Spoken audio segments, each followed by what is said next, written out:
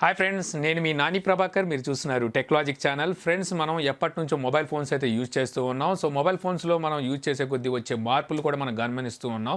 So కరెక్ట్గా 10 సంవత్సరాల క్రితం మొబైల్ ఫోన్ ఏ రకంగా ఉంది, ఇప్పుడు ఏ రకంగా ఉంటుంది, మళ్ళీ 10 సంవత్సరాల తర్వాత మొబైల్ ఫోన్లో వచ్చే మార్పులు ఏంటి, టెక్నాలజీ ఏ రకంగా అభివృద్ధి చెందబోతుంది అనేది ఈరోజు ఈ వీడియో ద్వారా అయితే ఒకసారి మనం మాట్లాడుకుందాం అనమాట.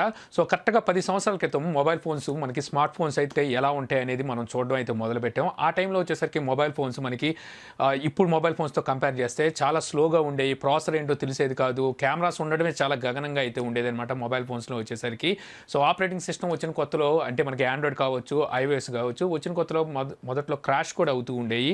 సో అటువంటి సిచ్యువేషన్ నుంచి ఇప్పుడు వచ్చేసరికి పర్ఫెక్ట్ మొబైల్ ఫోన్స్ని అయితే, స్మార్ట్ మొబైల్ ఫోన్స్ని అయితే మనం ఈరోజు చూడగలుగుతున్నాం.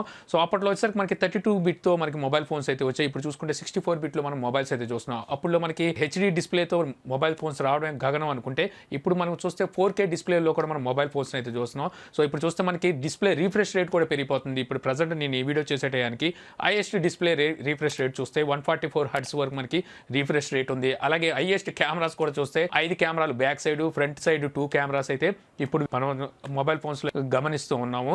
అలాగే ప్రతిదీ చాలా మార్పులు అయితే మనం మొబైల్ ఫోన్లో చూస్తున్నాం. ఆ టైంలో 10 సంవత్సరాల క్రితం కనుక చూసుకున్నట్టయితే మనకి minimum 128 MB RAM, internal storage చూస్తే 4GB 8GB స్టోరేజ్ అయితే వచ్చాయి. ఇప్పుడు కనుక చూస్తే మనకి మ్యాక్సిమం ఇప్పుడు మనం చూస్తున్న వాటిలో 16GB వరకు ర్యామ్తోనూ, అలాగే 512GB వరకు ఇంటర్నల్ స్టోరేజ్తో మొబైల్స్ అయితే వచ్చేసినాయి. సో ఈ రకంగా మనకి 10 సంవత్సరాల్లో ఇన్ని మార్పులు అయితే మనం మొబైల్ ఫోన్స్లో అయితే చూసాము.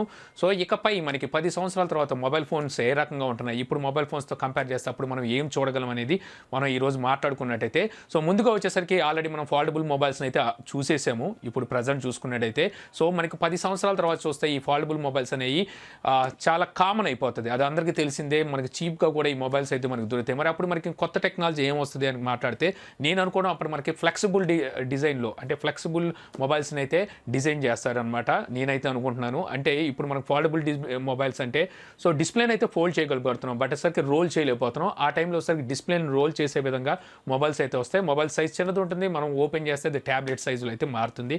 సో అలాంటి టెక్నాలజీ మీద వర్క్ చేస్తారని చెప్పి నేనైతే అనుకుంటున్నాను. ఇక అలాగే మనకి ఇప్పుడు చూస్తే ఇంకా అండర్ డిస్ప్లే కెమెరాస్ అయితే రాలేదు, అంటే డిస్ప్లే బ్యాక్ సైడ్ కెమెరాస్ అయితే రాలేదు.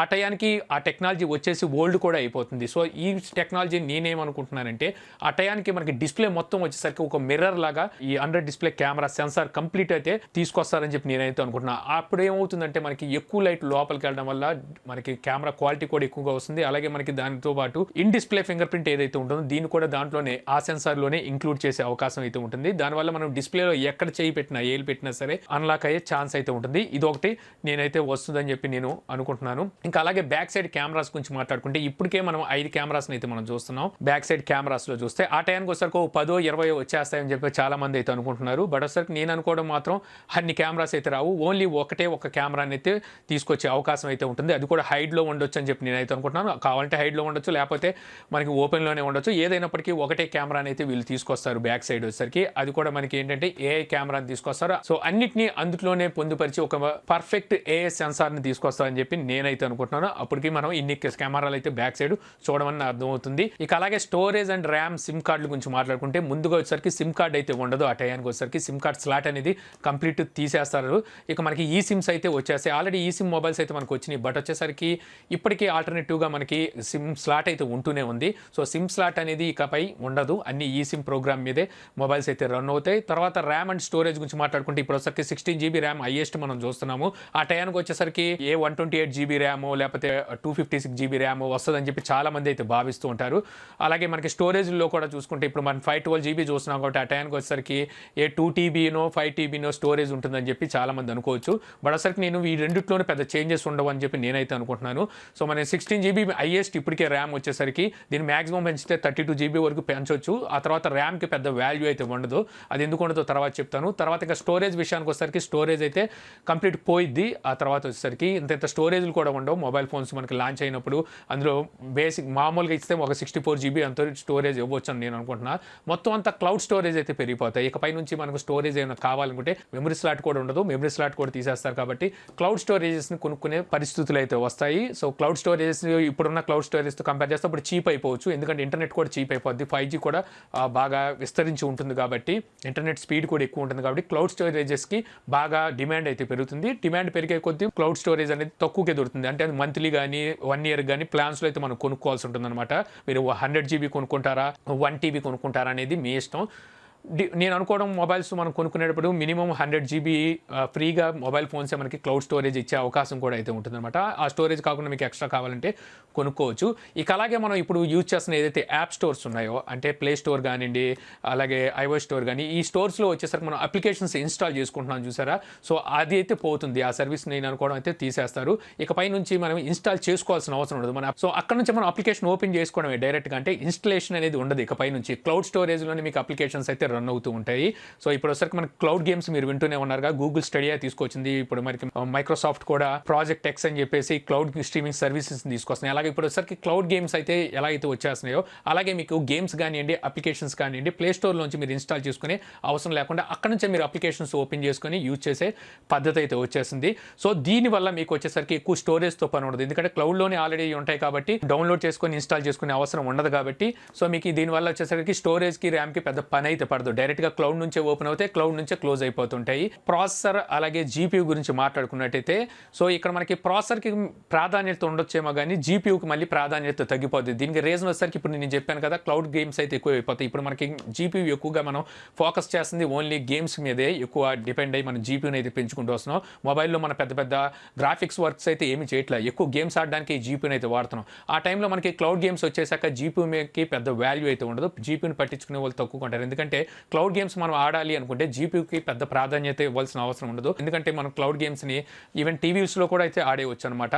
టీవీ మనకి రెజల్యూషన్ అన్ని బాగుండి అన్నీ ఉంటే మీరు 60 ఫ్రేమ్స్లో మనం క్లౌడ్ గేమ్స్ని 4Kలో కూడా వాడవచ్చు. దానికి మేజర్గా మీకు కావాల్సింది హై స్పీడ్ ఇంటర్నెట్. అప్పటికి మనకి 5G వచ్చేసి హై స్పీడ్ ఇంటర్నెట్ మనకి చీప్గా దొరుకుతుంది కాబట్టి, సో అప్పుడు మనకి ఈ జీపీయూతో పెద్ద పని అయితే ఉండదు. ఇక ప్రాసెసర్ విషయానికి వచ్చేసరికి యథావిధిగా ప్రాసెసర్ పెరుగుతూనే ఉంటుంది.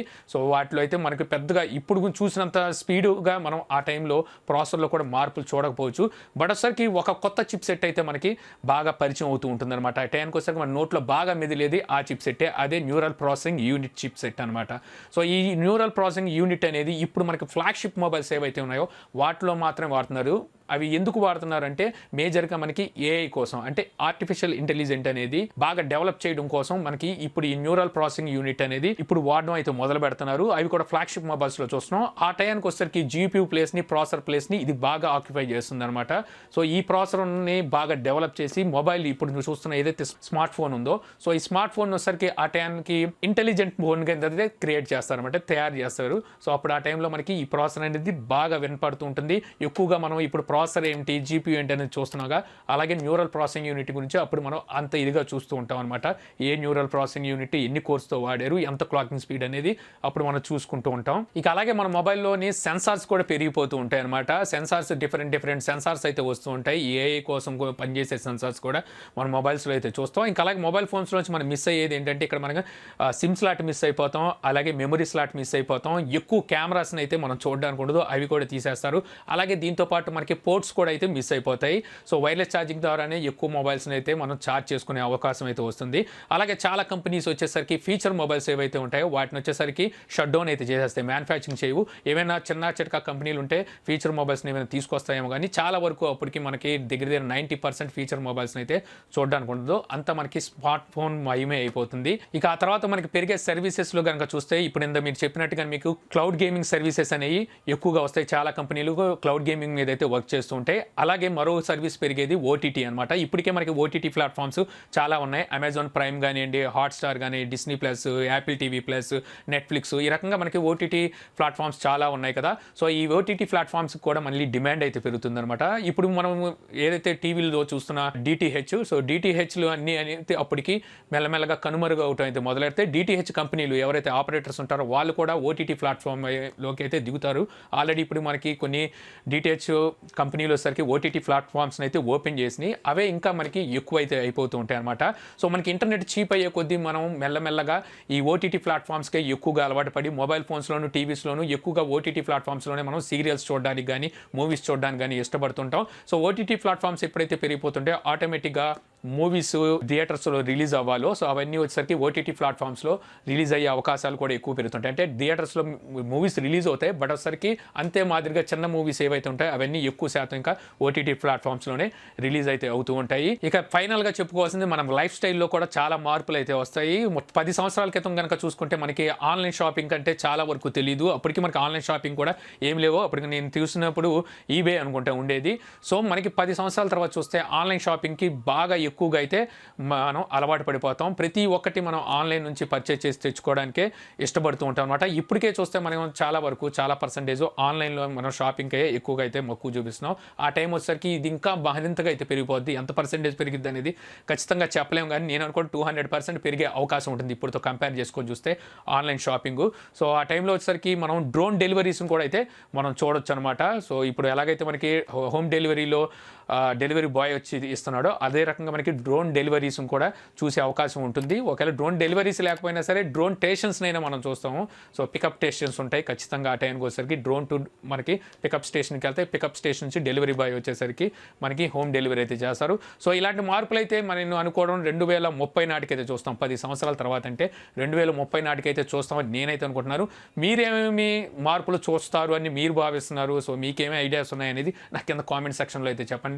సో ఈ వీడియో మీకు నచ్చింది అనుకుంటున్నాను. వీడియో కనుక మీకు నచ్చితే లైక్ చేసి షేర్ చేయగలరు. యూట్యూబ్లో మా ఛానల్ని సబ్స్క్రైబ్ చేయకపోతే కింద మన ఛానల్ ఐకాన్ ఉంటుంది. సో దాని మీద క్లిక్ చేసి సబ్స్క్రైబ్ చేయగలరు. అలా మీ సలహాలు సందేహాలు ఉంటే కింద కామెంట్ బాక్స్లో ఇవ్వగలరు. Thank you for watching. జై హింద్.